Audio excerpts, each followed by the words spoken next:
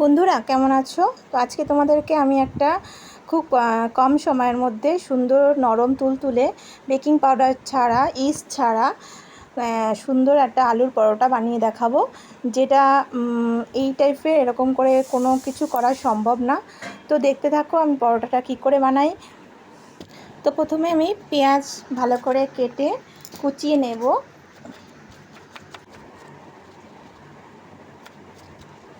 এরকম ছোট্ট ছোট্ট করে সুন্দরভাবে কুচিয়ে নিতে হবে। এরপরে এই লঙ্কাগুলো কুচি কুচি করে নিতে হবে। একটা কড়াইতে কিছুটা সর্ষের তেল হোক রেপসির তেল হোক যেটা হোক দেওয়া যায়। আর আমি আলু সিদ্ধ করে রেখেছিলাম, সেটাকে পিষে নিয়েছি। কড়াইতে লঙ্কা কুচি আর পেঁয়াজ কুচি দুটো মিক্সড করে দিয়েছি, দিয়ে ভালো করে ভাজা ভাজা করেছি।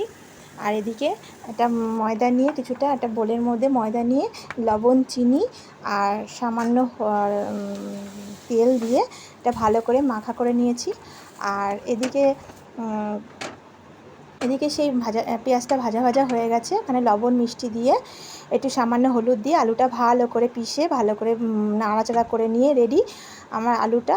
এইবার এদিকে ময়দাটা লেচি করে নিলাম, এর মধ্যে পুর ভরবো। এবার এই লেচি করে তার মধ্যে বেশ একটু কিছুটা হলো পুর, এই আলুর পুরটা দিয়ে দিলাম। তোমরা পরিমাণ মতন দেবে। লেচি যদি বড় করো তাহলে পুরটাও সেভাবে দেবে, নাহলে পরে বেরিয়ে আসবে। তো আমার একটু আলুর পরিমাণটা বেশি হয়ে গেছিলো, তো বেশি দিলে খেতে ভালো লাগে, পরে বেরিয়ে আসলে কোনো সমস্যা নেই। ঠিক এইভাবে তোমরা করে নিতে পারো। আবার এইভাবে বেলেও অনেক সময় করতে পারো, কারণ ময়দা জিনিসটা সব সময় ছোট হয়ে যায় করতে গেলে। তো এইভাবে দেখো মোমোর মতন তৈরি করে তোমরা রেডি করে নিতে পারো। তো আমি দেখো এরকম করে করে করে নিয়েছি, আমার এটাই সুবিধা হয়েছে, ময়দাটা বেশি বড় হচ্ছে না। ঠিক মোমোর মতন করে করে নিয়ে আমি এটাকে ভালো করে বেলে নিয়ে ফ্রাই প্যানে গরম করে, তাতে আমি তেল দিইনি, সামান্য একটু গরম হবে, বেশ কিছুটা গরম হওয়ার পরে আমি ওই পরোটাটা বেলে দিয়ে দিয়েছি, দিয়ে পরে তেল দিয়ে ভালো করে উল্টে পাল্টে আমার পরোটা রেডি। দেখো ঠিক এরকম করে পরোটাটা হবে। পরে তোমরা অবশ্যই পরে তেল দেবে, আর পরোটাগুলো অবশ্যই নরম নরম একটু মোটা মোটা করে রাখবে। তো দেখো এই পরোটাগুলো কতটা নরম সফটি, বেশ ফোলা ফোলা হয়েছে।